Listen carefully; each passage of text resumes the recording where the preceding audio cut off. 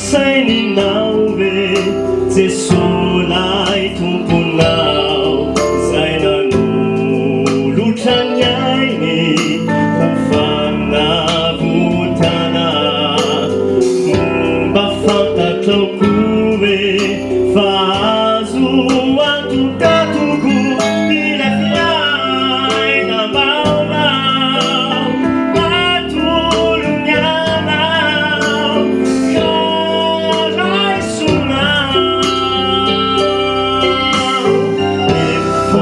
saininao ve Jesoa tomponao zay nanolotra ny ainy ho fanavotana momba fantatrako hoe fa azo antoka toko mila fiaina vaovao atolony anao.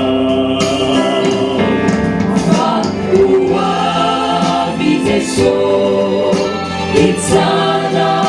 Ianao hanamarina hanameloka izay rehetra natao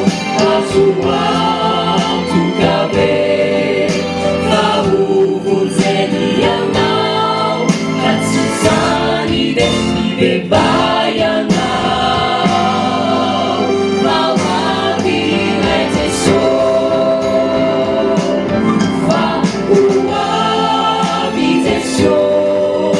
hitsara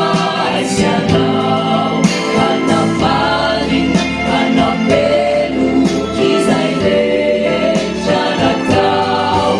azo antoka be fa ho vonjeny Ianao ka tsy izany dia mibebaha